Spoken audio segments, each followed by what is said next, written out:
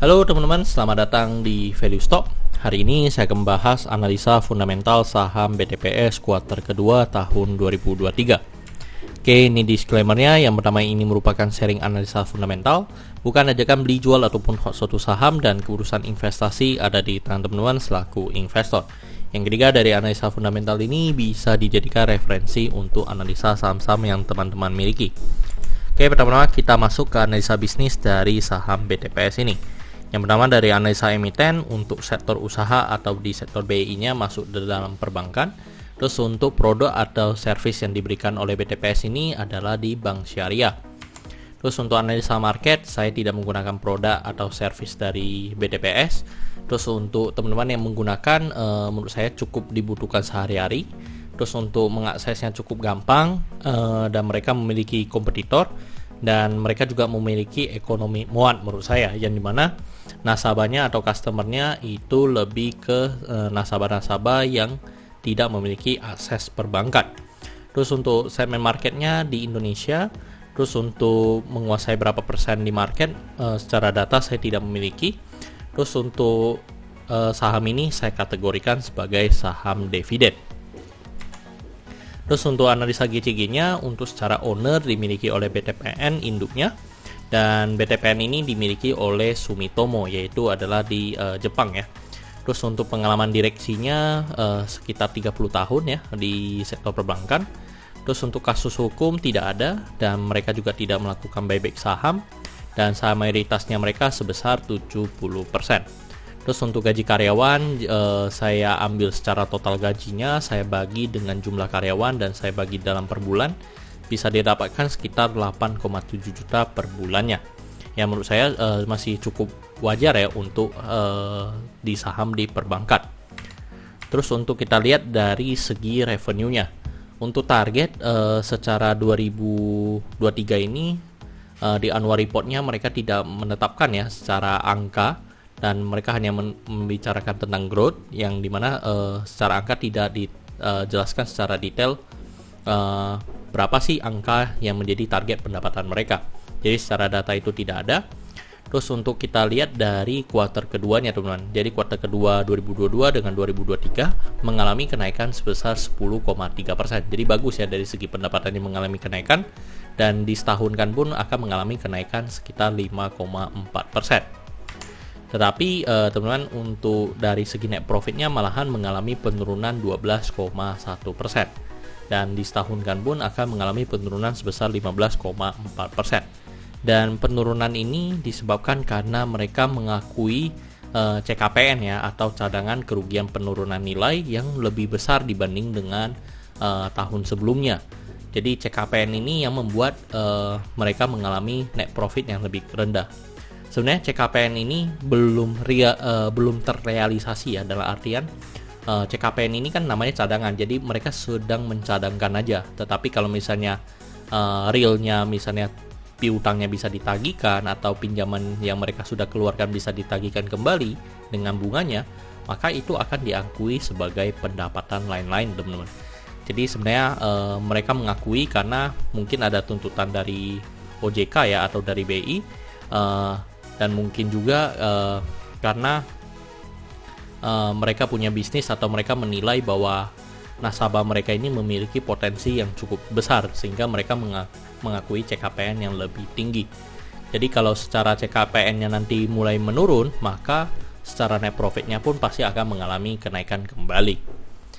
Terus kita lihat dari segi asetnya. Dari segi asetnya mengalami kenaikan, dan kenaikannya sekitar 0,5%. Untuk dari segi utang juga mengalami kenaikan sekitar 0,4%, dan dari segi modalnya juga mengalami kenaikan, kenaikannya sebesar 0,5%. Untuk deposito maupun hutang secara perbankan ini saya tidak anut ya, karena nanti ada rasio-rasio dari perbankannya sendiri. Dan kita lihat dari rasio keuangannya. Yang pertama dari NPM atau net profit margin itu sekitar 26,22%. PER sekarang di 10,97, PBV sekarang di 1,96, DER-nya di 151%, terus untuk ROE 17%, ROA-nya 7%, dan untuk saham ini sebenarnya cukup rutin ya dalam membagi dividen. Jadi untuk dividennya ada. Terus untuk cash flow sebenarnya lumayan bagus ya, cash flow operatingnya bisa positif, investing sama financingnya negatif. Terus untuk catatan yang dimana ini adalah rasio perbankan, mereka memiliki kebijakan DPR-nya teman-teman. Jadi kebijakan dividen PO rasionya sekitar 40% maksimalnya.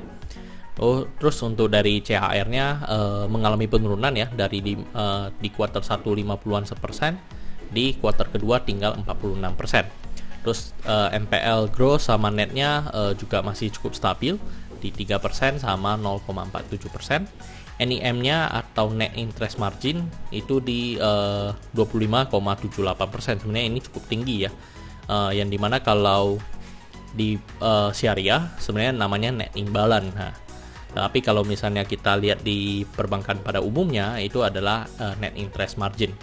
Terus untuk BOPO-nya juga mengalami kenaikan sedikit dari 60-an %, juga jadi menjadi 66,55%.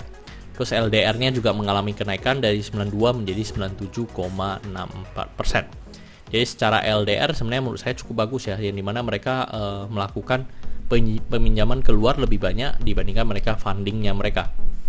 Terus untuk margin of safety untuk harga sekarang di 2150, dan dari analisa fundamental saya bisa menekan nilai intrinsic value-nya sekitar 2400.